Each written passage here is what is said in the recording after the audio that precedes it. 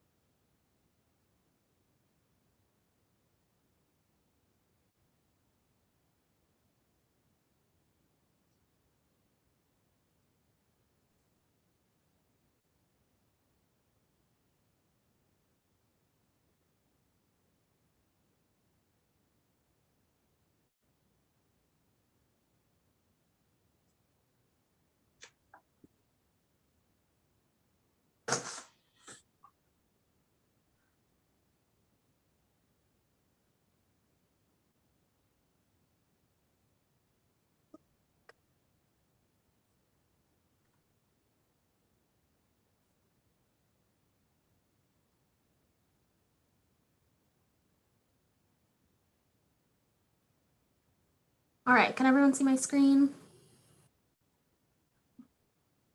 Moment. I missed this.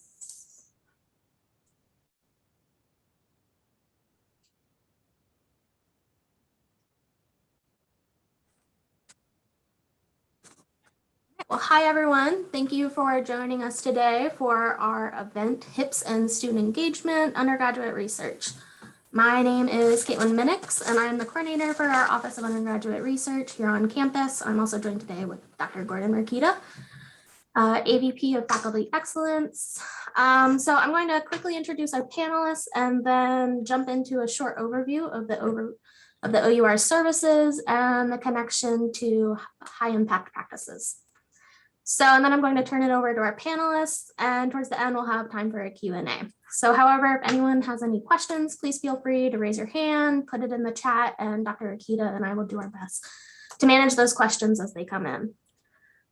We wanted to thank you all for joining us today. We have a couple different folks from different departments that are here to share their best practices for mentoring undergraduate students and their experiences. So we have Dr. Hoppey from our Department of Exceptional Deaf and Interpreter Education. We have Dr. Pfister from Anthropology, and then we have Dr. McCarl from Spanish, Dr. Arikawa from Nutrition and Dietetics, Dr. Akan from Civil Engineering, and Dr. Baynard from Geography.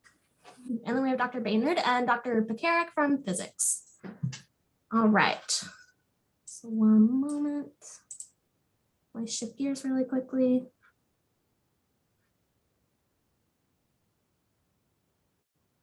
So can everyone see my screen with the PowerPoint? All right, perfect. So very briefly, like I said, I'm going to talk to you about the Office of Undergraduate Research and the type of support and services that we provide to students. Right.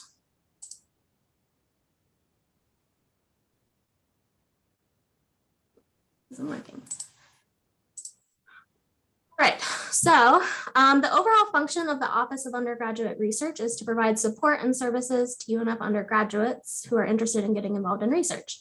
So these services can include research consultations and brainstorming, where we discuss with students how to get involved in undergraduate research, first steps, and then also just general support.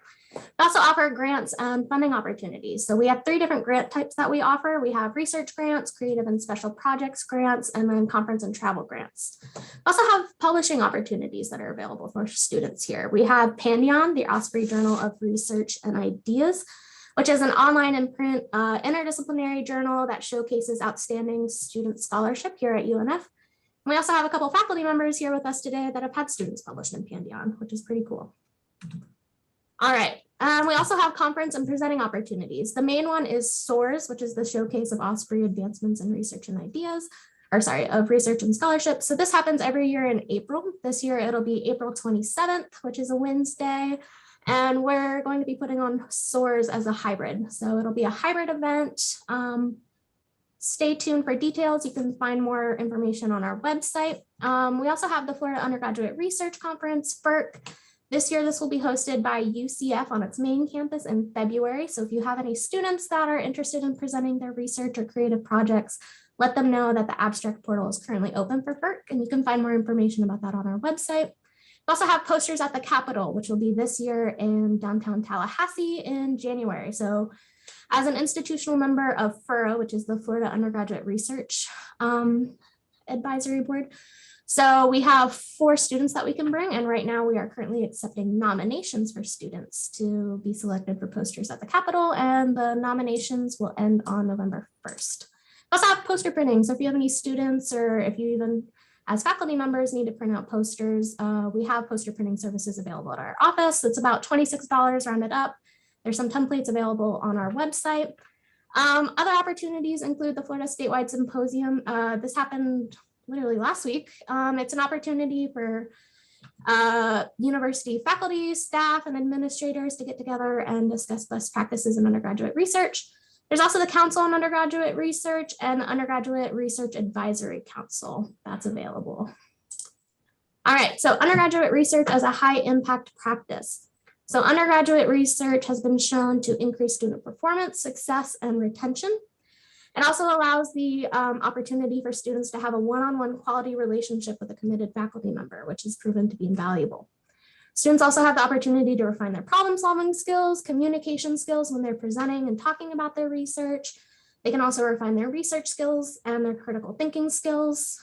Undergraduate research also gives students a clear idea of their career goals and their professional identity.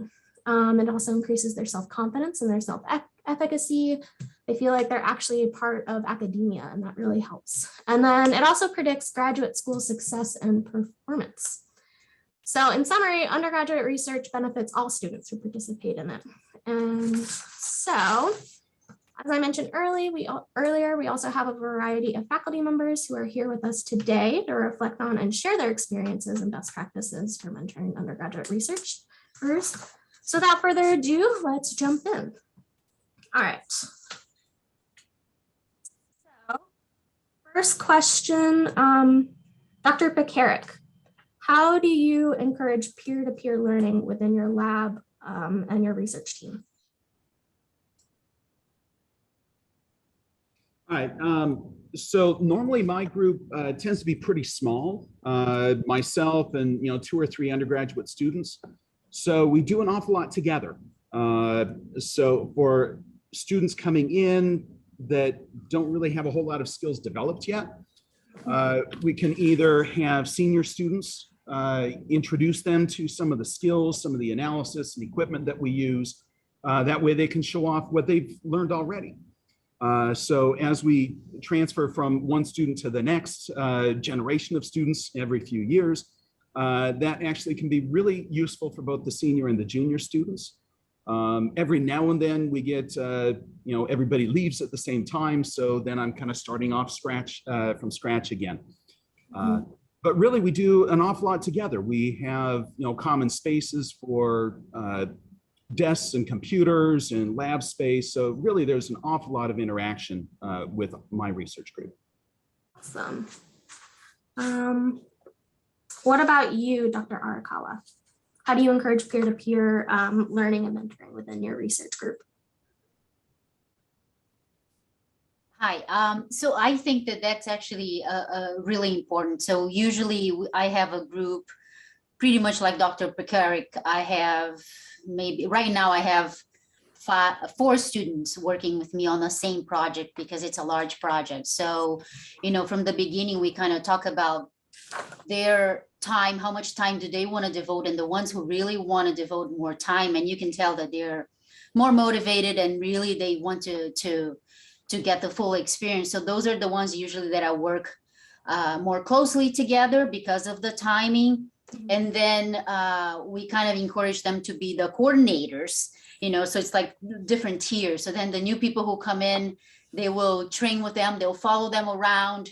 But the first time they will follow me around, and then kind of that's how it goes. And then I have meetings. They're not weekly meetings because I figured it was getting to be too much to have weekly meetings, but we meet once every 2 or 3 weeks, and we usually order food and we all meet in the conference room and we kind of eat together. And I feel like that's the great way also for them to exchange notes and to talk about the project. Great. Would anyone else like to share how they encourage peer-to-peer learning and mentoring? I'm just kind of curious. Tom mentioned the sort of what happens when he has a bunch of students leave his lab and then sort of has to start from scratch. I've experienced that as well. And I'm wondering if any of the panelists have, or any of the audience have any good ideas for how to sort of bridge that, because that seems to be, it's sort of a consistent problem, I think, for us in the anthropology labs. Maybe that's just a problem that we all have to all have to face at some point. I think it might be, you know, always a problem because at least, you know, from my point of view, for the type of projects I'm doing, you know, generally the junior and the senior students are, you know, more appropriate to work on those, because the freshmen and the sophomores, they are just taking these, you know, introductory classes. They do not have yet, you know, the background, and sometimes they do not have the interest also, you know. I tried offering to some of the sophomore level students, you know, to work in a project, and then they were kind of scared. So they said that, I don't know, it's kind of, you know, too much at this point, you know, I don't know that much, even though I said that, you know, we will introduce you the concepts and, you know, we will help you with everything.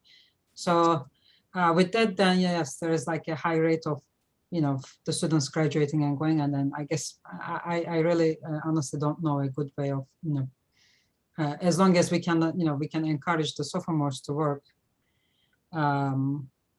then I guess it's a little bit difficult to keep them, and you have to do dispatch every, you know, other year.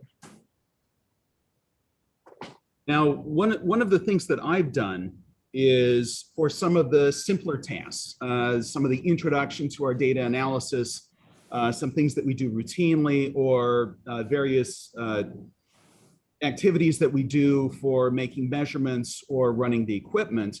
We actually have some of the students through the years develop a little kind of a step-by-step guide that the students can have, that they can walk through and actually have something in their hands to go step by step. And really for some of the software, it's literally step by step. Okay, you click on this button of the menu to end to this one, down to this one. And in order to make sure that those are useful, typically what I'll do is, while there's a senior student around, the next time a junior student shows up, we say, why don't you take a peek at this and work through as much as you can, and when you get stuck, ask a question, and then we modify the tutorial. It takes a fair amount of time to do that, so you can't clearly do that for all of the higher level analysis, but at least for some of the initial work, I found that to be effective. It's a great idea. All right, so that brings me to my next question. How do you all train your undergraduates? Dr. McCarl, could you share your experiences with us?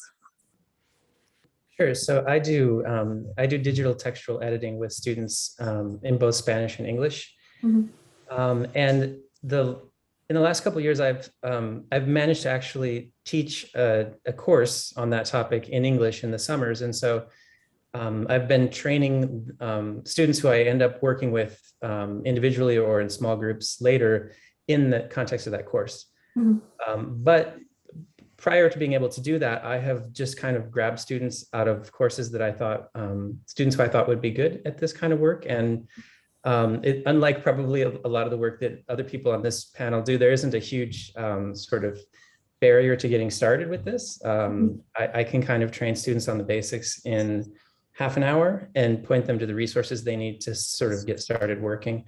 And then we typically we meet every other week, and they come to me with questions, but they can figure a lot of it out on their own. And I have had, when I have more than one, I have them sort of going back to the last question, I have them work together as much as possible. And when I'm fortunate to have one who's experienced, they can typically train somebody who's just getting started.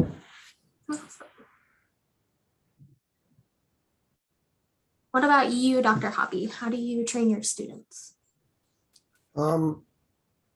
Similar to Dr. McCarl, one thing that we do in our teacher education programs is ask our students to become problem solvers. So one thing that is embedded within a lot of our methods courses is working with our K-12 partners to try to solve some of the issues that are going on in there. So they're working with their mentor teachers.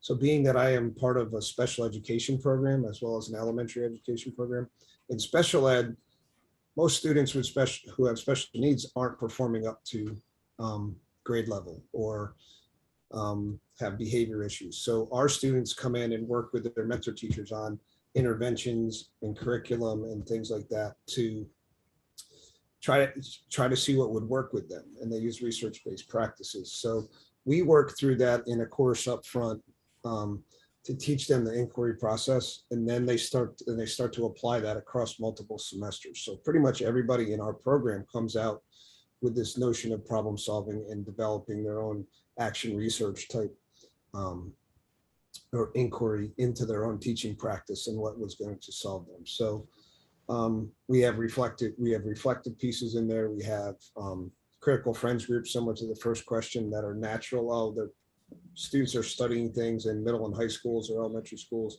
and we put them in professional learning communities to kind of unpack how they're doing.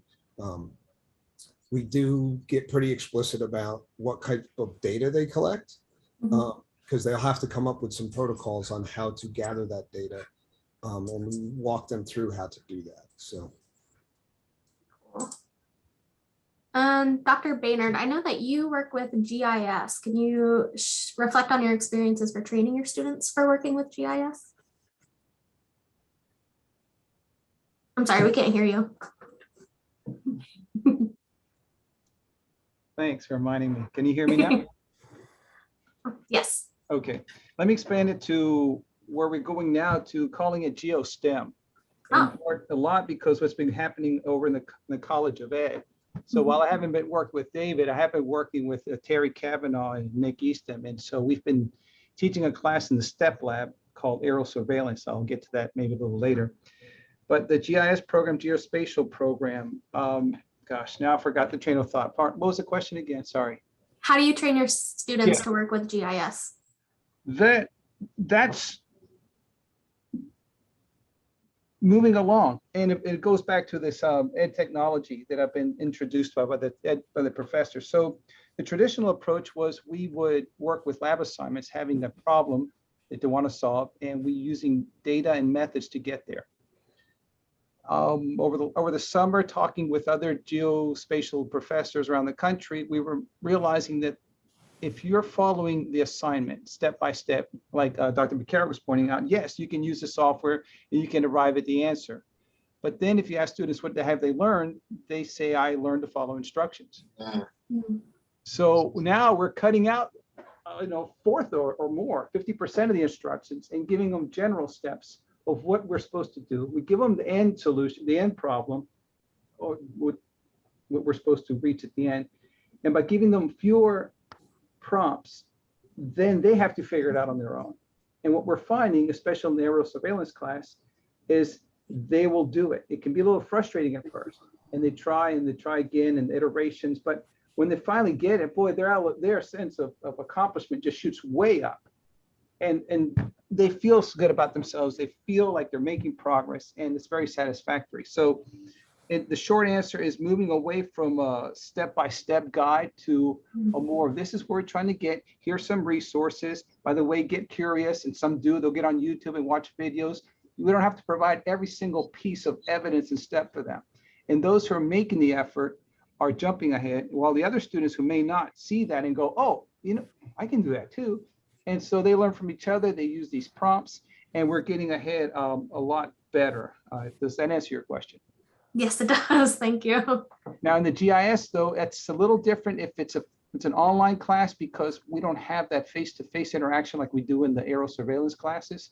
So there's a little more challenge. When I don't put those step-by-steps, I get a lot more emails. And why do you do this? And having videos, training videos that they actually watch them. Hey, guess what? I can figure that out.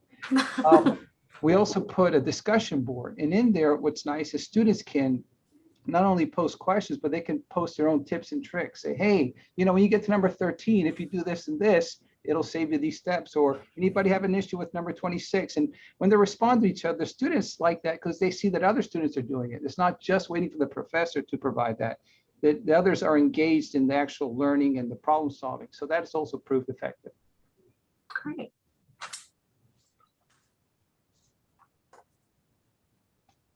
Dr. Pfister, I know that you worked with Maria Encinosa. So is that an idea for her epigenetics project? Was that an idea that she brought to you herself, or did you work on that together? Was that an existing project that you already had going on, or? Let's see. So Maria is an extremely talented student for any of us that might have the pleasure of knowing her. She actually audited one of my, good afternoon, first of all, I want to say to everyone, it's nice to see you all here. Thanks for the invitation and nice to see everyone. So Maria is extremely talented. She came to my course as a biology major, somebody interested in pre-med, and she came to audit my class, Health, Illness, and Culture, as a matter of fact. And that's the way that I met her. I think it was an introduction from Dr. McCarl, if I'm not mistaken. And then she decided she was going to audit my class, not edit it, although maybe somebody should. So she was going to audit that class. She became really interested in structural violence as kind of, just a theoretical concept. And together we kind of came up with a way to operationalize that through epigenetics. So she had some prior knowledge about epigenetics, but hadn't necessarily seen the way that medical anthropologists are also interested in it. So when all of 2020 happened while we were working on this directed independent study, it was really kind of, we were struck by how real structural violence became and how it was really becoming a household conversation in terms of COVID. Maybe not in those words necessarily, but we were seeing it unfold all around us. And so she took her expertise in genetics and we kind of put it together. Obviously, she wasn't able to do lab work in epigenetics to test that, but essentially what we were looking at in terms of generational trauma and comorbidities in terms of COVID, those kinds of ideas of this like generational trauma was coming up in current events. And so it was really sort of serendipitous the way that it all came together. Very timely. I mention epigenetics in my courses. It's not my area of expertise by any stretch, but I do know the kinds of things that would be great to study. And so that's where that came about. Interesting. This is a little bit unrelated, but there's a professor in the psychology department who works with epigenetics, Dr. Jason Grotis. I'm not sure if you're familiar with him. Okay. Yeah. I'll have to check it out. Thanks. You're welcome. All right. So does anyone else allow students to take on special projects of their own, or is it more you guys have a project that's already outlined and it's your own project and you just allow the students to take on additional work with you? I have allowed other people students to be student led. We did one last year when the COVID crisis came about, about the impact of learning to teach during a pandemic when all of their internships went virtual and not face-to-face. And that came directly from one of our former students who just recently graduated, Carly Mills, and it led to a conference presentation and a publication. So it was great to teach her. And she was really the person who collected the data. We talked about interviewing and how you would do focus group interviews of your peers. So instead of me interviewing my students, which, you know, you get, oh, everything's fine, or you get the, you know, the complaints, she really could drill down on things. And when we read those interviews, it was pretty shocking how honest they were. Sometimes you have to be okay with that. And we were, knowing that it was going to help us and really drill down into what they learned. So that totally came from an undergraduate student. That did not come from us. It was a great idea, and we embraced it, but it was all Carly's idea. If I can add, sometimes if you have the luck of having a 2-course sequence, such as intro to GIS followed by intermediate, the students who take the intermediate, in my case, may have taken an intro with me. And so they're now in a position to develop a research project that has something behind it. They're not just learning the technology and the software, but now they've been exposed to geospatial data, methods, and geographic thinking. And in one course recently, we had students who were really into understanding the land use change of UNF. And so they studied air photos, the satellite imagery, and they created a project where they were showing how UNF developed in the beginning from, say, 72, when it was a mostly forested area or pine plantations, to the present. And they took it upon themselves, and they had a group. There were 5 girls in the project, and one of them was kind of a leader. And I noticed that offhand, so I kind of put her in charge of saying, okay, you divvy up the work, and she did, and they listened to her. Mm-hmm. And not only did they do a good project, but they presented at GIS Day, and they won the student poster presentation. Then they went and presented at the Florida Society for Geographers Conference down in Gainesville, and they even hustled to get some travel funds. And it was really neat to see that. So often you'll see a person who's interested in the research, is interested in what you're doing, and you just give them a little prompt, a little shove, a little help. And when they realize, oh my gosh, I can do this. And hey, guess what? Other people in my group, they see I have this leadership potential. They don't say that to themselves, but they realize that. And that's kind of nice. You encourage that. It's been effective in some cases. Dr. Akan, I know that with this past SOARS, you had a couple students who submitted projects for the Osprey crew. Could you reflect on that experience for us and how that project came about, whether that was a special project that was initiated by the students or a project that you had going on? So this was project funded by the Department of Energy, National Renewable Energy Laboratory funding. So that one, it was actually, well, this is our 3rd year joining into this competition. So it's a nationwide competition. The goal is, again, with the especially current administration, they have more emphasis on the renewable energy sources. So we have been so I partnered up with a professor from College of Business, Dr. Özdemir, and then we had a mixture of engineering and then business students. And then the engineering students were basically from all majors. I had electrical students, I had civil students, I had mechanical engineering students. Basically, they had this hands-on experience where they sit down and design a wave energy converter, which will, generate energy under the, wave conditions. So they have been working on it on, 3 years in a row, and I think they have learned a lot during this project. And then they learned also working together, also interdisciplinary, right? So there's a business part of this, and then there's an actual technical part where you need to design and build a device. So we named it Osprey Crew. Crew is for clean renewable energy from waves. So that's the kind of acronym we came up with.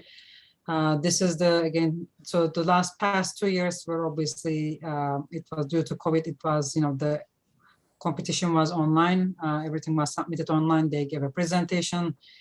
As a product of this, they were able to actually go to virtual conferences so far. They created posters. This year, hopefully they will go to this Florida Undergraduate Research Conference, and then, they will present some of their research there. But it has been, I think in my this opinion, it has been a successful and useful, journey for these undergrad students.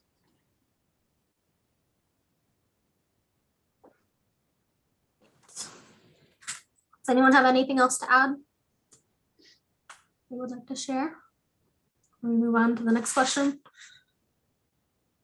No? Okay. Next question. What do you do when your students stop performing? Dr. Arikawa, could you comment on this, please? Well, that's a tough one because, to a certain extent, sometimes it's just a trial error, because you have a certain thing that you want your students to do. And then, I don't really know the undergrads as much as I used to, because I used to teach one of those courses that was part 1 and part 2. So I had them for a whole year and I knew exactly who would be perfect to work on certain projects. Now I don't have that luxury anymore. So, so I put an ad out and, we advertise and then we just get students who are interested. But a lot of times these students, they just want to get involved in research, maybe 5 hours a week, just because they want to have that on the resume, because it's really good when they go and apply for internships to have that research experience. But they don't have a lot of time to dedicate. So, and I need people who really are going to be there for some of my projects. I do a lot of clinical studies. We work with patients, so they need to be there early in the morning. So when we started the project that I am working on right now, we had a student who, who he was interested, but it was really tough for him to come over. He wanted to do things online, but there were some things that we just really couldn't. And so it was just not working out. Mm-hmm. And so then, I think that when it gets to that point, I'm just sincere with them and say, hey, this is what we need for this project. And I don't think it's a good fit for you, but I have a colleague, who may have something that might work out better for your schedule. So actually we were able to work towards having him work with someone else. And then I got a couple undergrads who were just absolutely wonderful. And, so to the point where they're working 20 hours a week because I really need a lot of hands-on. And one of them was working for Whole Foods, and she said, I really need to pay my rent. I'm supporting myself completely, and I'm making $16 an hour there. I really would love to quit my job and just work in this research project until it's done. Could you pay me more? So I looked at the grant, and we didn't have as much, but the amount of time that I was going to pay her, it just worked out with, the total amount that I had for, to pay for research assistants. So I said, you know what? Yes. And it was totally worth it, because without her, just like this wouldn't be possible. So I'm paying both of the undergrads a little more because that it just, when you find someone that really is reliable, I think it's important to keep them and to do everything you can to show them they are valued. So I never really ask them to do big things without paying them. Cool. I know from a staffing standpoint, we've really struggled to find student workers. So I'm curious if you all are experiencing similar struggles with recruiting students to participate in your labs. Does anyone? No? Okay. I do have. I mean, I guess it depends on how the students are in every college, but in civil engineering specifically, most of our students are, they do have like part-time jobs. So it's difficult to get them to do research also, even if they are interested. Sometimes they start, but then they say that, okay, I cannot actually commit this much time on this project, and then they don't want to do it. So I guess it depends on the kind of student profile. I had more success with the electrical and the mechanical students. I have 2 mechanical students now that I'm working with, but I think one of them has one extra job that she's also doing, but the other one, just can do research. He has time. But if they have some other job as well, it's difficult for them to, study their classes, right? And then do the research with you and also go to this other work that kind of gonna actually also feed them and help with other costs.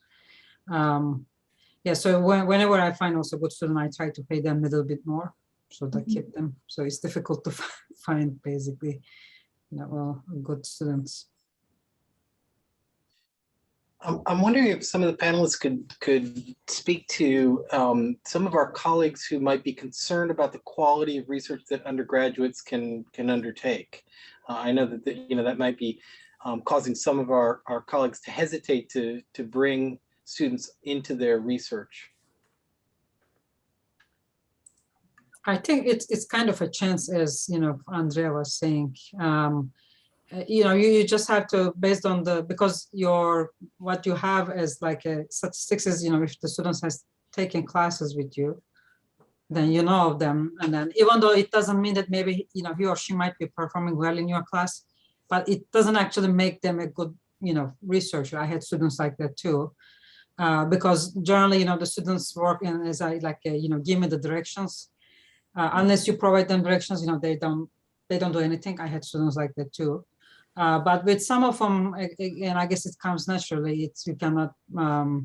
These two particular students I have, they are really good. So if they take initiative, they say, okay, Dr. Akan, let's submit an abstract to here. I mean, it's very rare that you find the student that actually tries to push you, to do things, and But again, I think they are like a kind of the rare cases.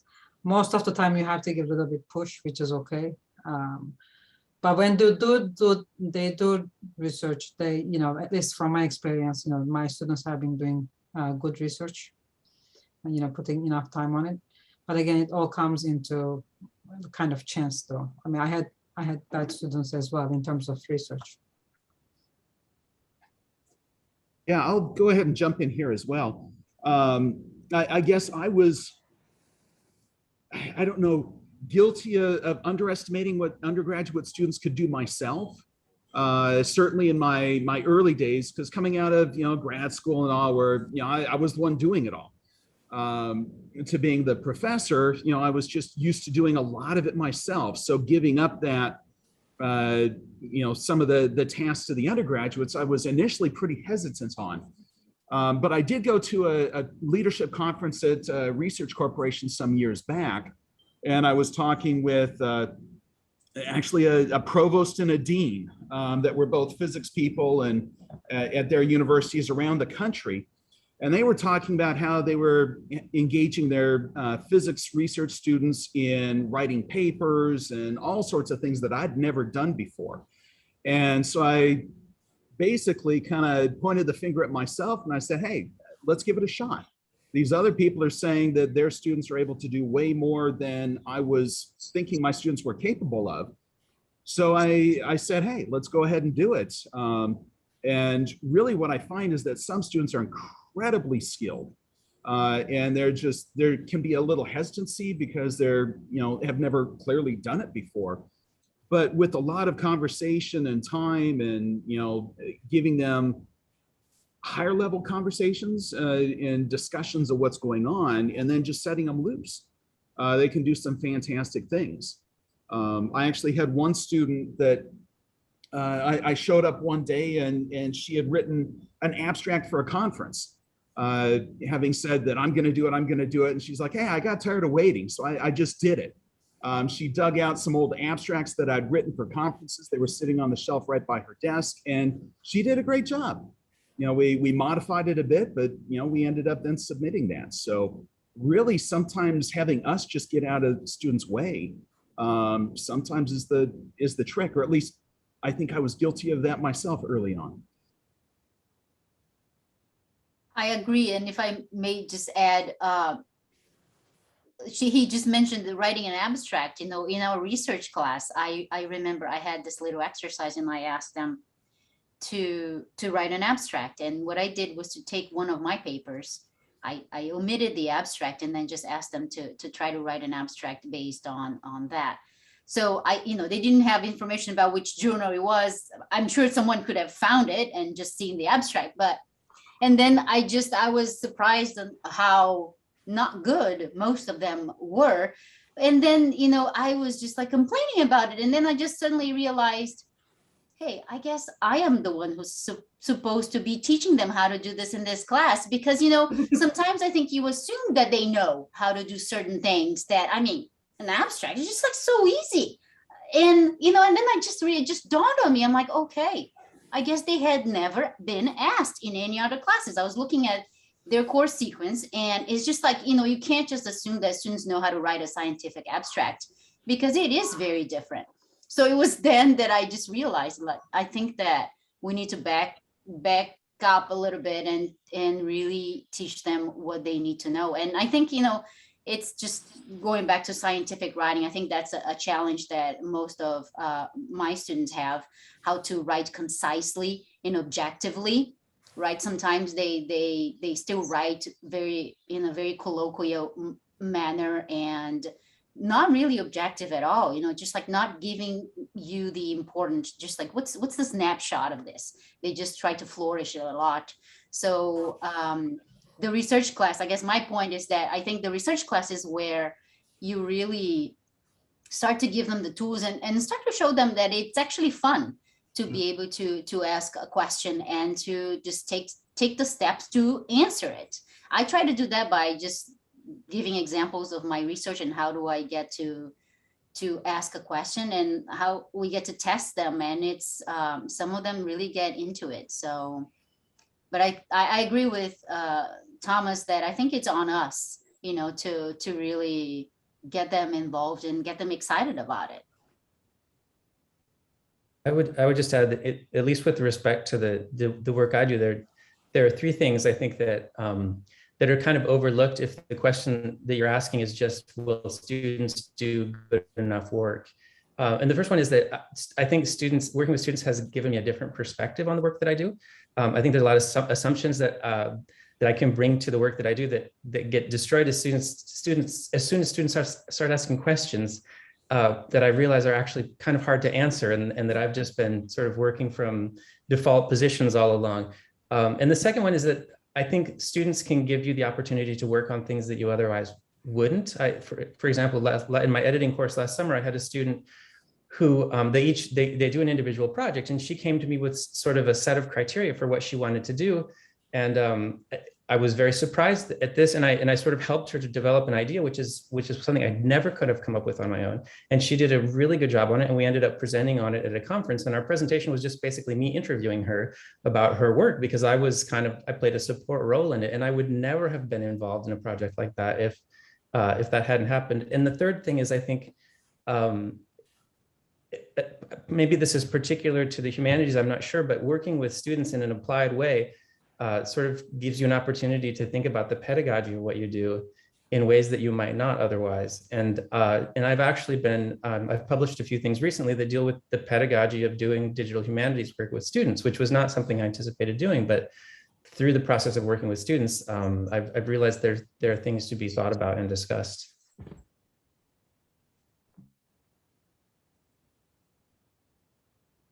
Anyone else like to comment or share or questions?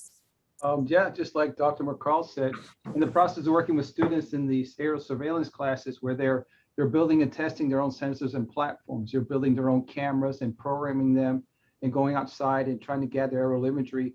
So we're working with the students all the time, and we're learning from them and seeing that process in action. And again, thanks to the prompting also from Terry Kavanaugh and Nick Easton from Education, we've been submitting our work in ed technology. And so that's a whole new audience, a whole new way of presenting research that I hadn't planned on, kind of like Clayton was pointing out. But it's very rewarding because it is what you're doing. And now somebody has to point out, hey, that you should visit these venues, you should present at this conference, you should submit for this paper. So I'm branching out in that direction, which I hadn't been trained for, but which also interesting to pursue something new, especially when we're doing this day to day with the students and watching the progress, and each class iteration gets a little better, you hope, and then also integrates the newer technology and changes to make it exciting.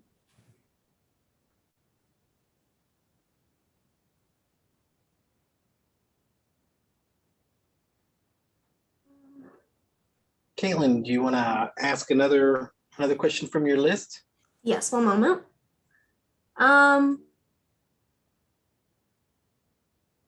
time, what do your students usually go on to do after they graduate or leave your research team?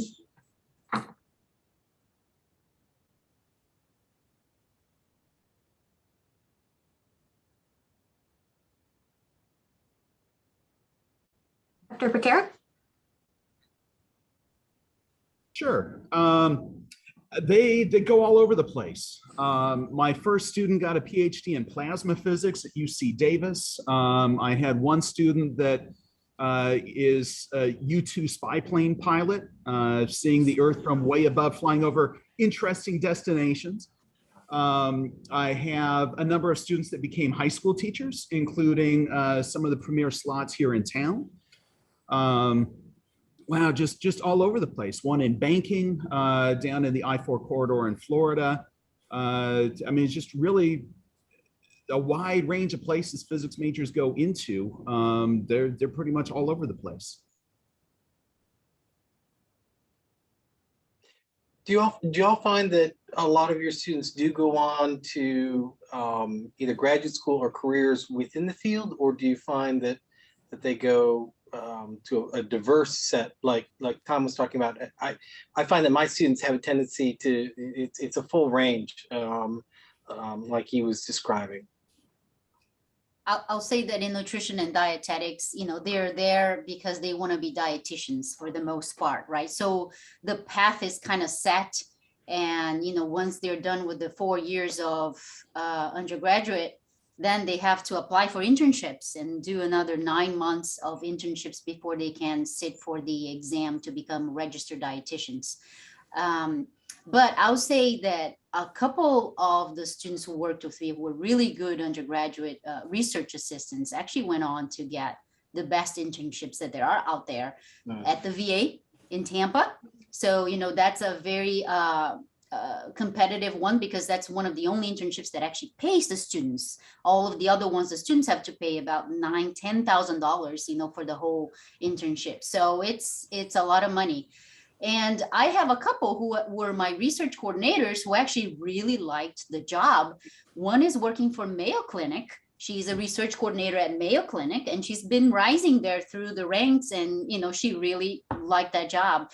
And another one who went down to the VA in Tampa to do research, to be a research coordinator as well. So we definitely had the ones who really got that taste of research and really wanted to do that instead of actually going the dietetics pathway.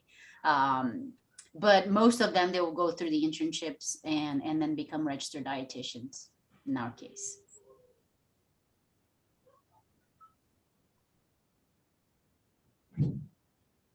Dr. Hoppey, what about your students? Do they usually go on to graduate school, or do they go out into the field?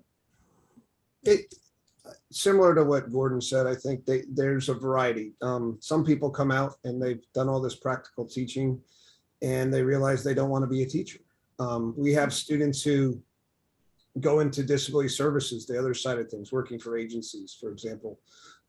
We have some on campus that do that with a Thrive program and the OCT program, and working for SAS and things like that. So, but then you have people who decide they want to go to graduate school and something else. Well, I've had a former student who went on and became a lawyer. That represents, for the most part, looking a lot at issues related to people with disabilities is what her specialty is, which there's not a lot of those out here in Jacksonville. At least there's not a ton of those firms. So I think the nice thing with the research, it allows them to see more than just what coursework does, and see how they can apply some of what we can help them with as faculty in their areas of interest. And, you know, I think that's the most important thing about undergraduate research, is trying to help them to do that, and then see what types of settings they can apply it in once they leave. Yeah, I agree with Dr. Hoppey. I think with the research, what they have been, you know, at least the undergraduate students have been telling me was that, so all these things, you know, they learn in theory in class, right? So when they do this type of research, especially if it's like hands-on, they get this chance to apply what they learn, and then they become like, oh, this actually works, right? So this equation that I have been seeing on the board, you know, we have been like scribbling, it seems that it has actually a meaning, like a physical meaning where, you know, you are applying this. So I think they like that part. As far as where they go, the civil engineering students, we have been trying to retain them for our grad school. We haven't been that stuck. So they, because, you know, in the grad school, we do not pay them that much, right? So they do get nice jobs, especially the civil engineers right now. I think has a high rate of employment. So it's hard to get them into the grad school. But I do, you know, a couple of them, we have a little bit graduate, but more mainly, you know, just going back into the field in their major. So we I see have a, please, Anne. No, I see there's a question, so I'll make this real brief, but I think it's really difficult sometimes in the social sciences and potentially in the humanities for students to articulate what they're really skilled at coming out of an undergraduate degree in anthropology, for example. But what I will say is that the opportunity to work one-on-one with these students, really, I always view it as like a professionalization opportunity. And so one project, we try to split it into like multiple lines on the CV, right? And I just, you know, that's a secret they can learn early on and they're better off for it, right? Is that as many ways as you can kind of spin this. But the Office of Undergraduate Research obviously offers them something invaluable to say that you've, you know, written a successful grant proposal can, you know, that parlays into lots of different kinds of careers. And some of the students that I've worked most closely with, one that I shared with Gordon, he's now the chief of staff for the president of the Jesse Ball DuPont Fund. So that's an exciting career that nobody goes into anthropology looking for things like that. And through that position, Colin's actually able to see a world of other folks doing exciting things. I had one student, Maria Encinosa, that we just mentioned. She got a job with an NGO, like a full-time, she was employed full-time prior to graduating, and it was directly based on the research that we did together. Somebody saw that research project, liked what she was doing, and it directly translated into a job that she did, which was basically medical anthropology, applied medical anthropology. Kaitlyn, a student that I shared with Clayton, she went on to she had a Fulbright scholarship, and she went on, it wasn't a scholarship because she had already graduated, but she went on to continue her research in Cambodia. So I don't think any of these students come in thinking that that's the direction that they'll head, but one of the key components is really helping them to like operationalize their skills and market themselves and just be open to those kinds of opportunities. Awesome. I'm very happy to hear about that with Maria. That's awesome.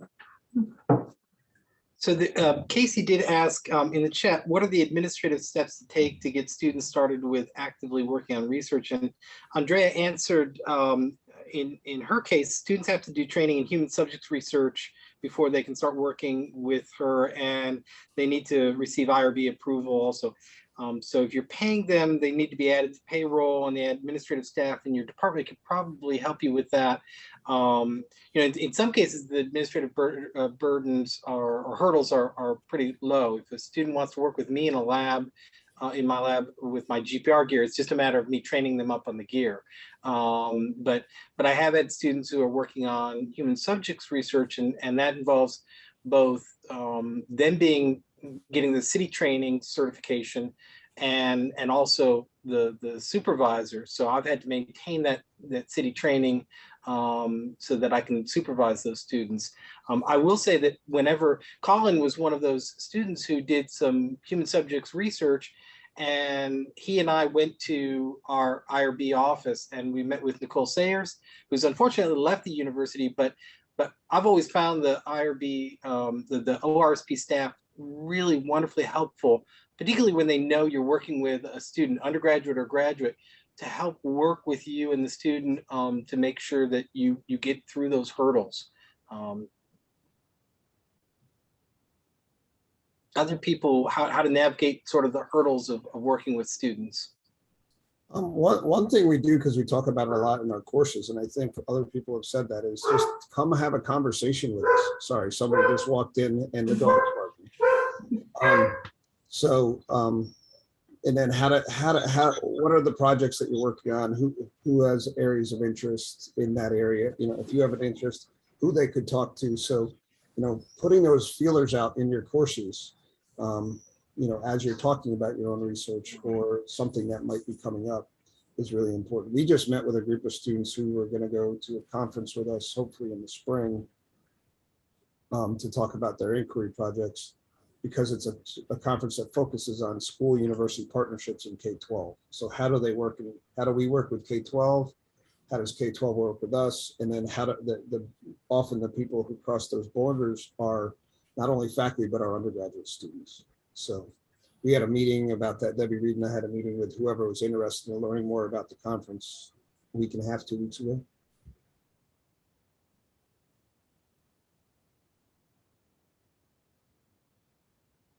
Just out of personal curiosity, when you all pay your students, do you hire them on as OPS students or federal work study?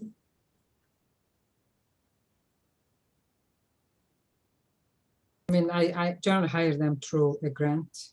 So it comes through ORSP, and then our department, you know, handles the paperwork. But for regarding the, you know, previous question, they always warn us saying that, you know, without they officially start, you cannot make them work. So that's the, you know, it has to go through that paperwork, and then you can, you know, make them, after that, you know, they can start actual work. I think there's some disciplines and fields where there is grant money flowing, and that's a wonderful way to support students. In other disciplines, that funding may not be available, and the students may be doing the research as part of their own co-curricular sorts of endeavors. I know that in anthropology, we often, and Ann can correct me if I'm wrong, we have a tendency to pair undergraduate research with a directed independent study or an honors thesis class or something like that. If that's not a financial burden on the student, it's a great way for them to get university credit for work that they're doing on their own project or with a faculty member. I also think, you know, the undergraduate research office also will have those grants, the $2,500, and I have several students who actually benefited from those. Every year, at least, I have a student who will apply for them, and this has been a great help. You know, it really helps because just to pay them. Sometimes we get a little bit of research supplies, but a lot of it just goes to pay for their time, which they really appreciate. We appreciate the free advertising. So can I ask a question related to that? Can you guys give some information about how much funding is there for undergraduate research? How does that work, the process? I know that a lot of it comes from biology, from psychology. And I remember a few years ago, it was disproportionate, you know, how many grants came out of biology because they need the reagents, the supplies. And I know that you guys were also trying to prioritize other areas that were not as, they did not apply as much. So how does that work right now? What is what are the odds of someone getting a grant when they apply? Does that depend on how many people apply? So we encourage everyone from all majors, all disciplines, all colleges to submit a research application.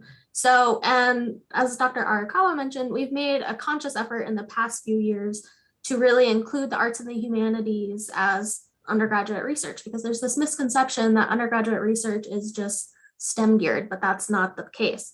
So we've made a conscious effort in the past few years to really try to incorporate arts and humanities into undergraduate research. And we've done that by initiating a new grant called the Creative and Special Projects Grant. So that's more geared to students that are in those arts and humanities fields, but that they want still to have a research component and to still go through the process of filling out a grant application and everything like that. And then we've also, Pandion has been a great example of also trying to elicit submissions from, like, say, music or our art students. So that way they're also included and represented throughout the journal. But you are correct that biology and psychology and engineering in recent years, and physics as well, that's where a lot of our money goes to, but we're really trying to encourage people from arts and humanities, music, everything, to apply for these grants, because we have money, we have the funding, and we want to give this money to students. We want them to be able to be funded for their research and supported. And so for sure, we really, if you have students right now, I would encourage them to submit a grant application. You can find those on our website. So we have 3 different grant applications. We have research grant applications, and so those are geared to providing compensation towards students, and then also just funding for supplies if any of your students need research supplies. We also have the conference and travel grants. So those can get up to $1,000 for international travel. So if you have any students that are wanting to present at conferences or just even travel for their research, then I would encourage them also to apply through our office. We do have amounts, like I think for the research grant, it says that we can go up to $2,500 for projects with 1 or 2 PIs, but in certain circumstances, we've increased that amount, especially just based off of the project as well. And then also projects with 3 or more PIs, they're eligible for $3,500. But again, we've been flexible with this in the past, so keep that in mind as well. And then we also have the creative and special projects grants, as I mentioned. So those are geared towards like the performing arts and humanities. So those are the same amounts, $2,500 for 1 to 2 PIs, $3,500 for 3+ PIs. And that information, like I said, can all be found on our website. And I'm also more than happy to meet with anyone to discuss how to go over the grant application and what we're really looking for. But yes, we encourage everyone to submit one that is an undergraduate, and we don't like to tell people no. So yeah, I would say if you've got students who are interested, have them come and speak to Kaitlyn. I think chances are very good that your students will receive funding. We want them to be successful, and if that means we need to help them work with you and help them craft the best proposal possible.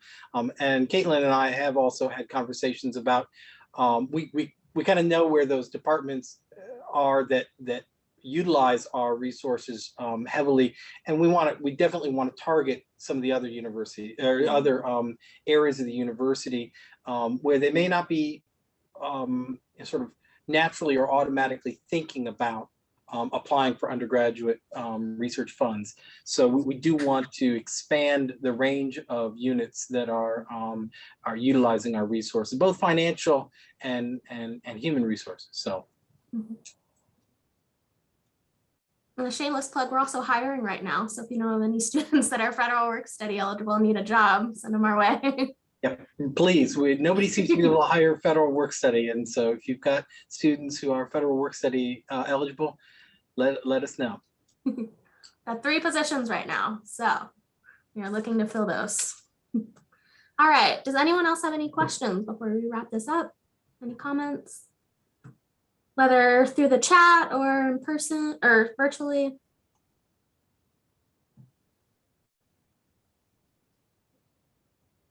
No? Okay. Well, thank you everyone for joining us today. This was a great turnout. Thank you for sharing your experiences and just joining us. It was great to see you all. Happy Friday. Happy Halloween. See you all. Bye. Take care. Thank you. A good weekend. Have a nice weekend. Thank you.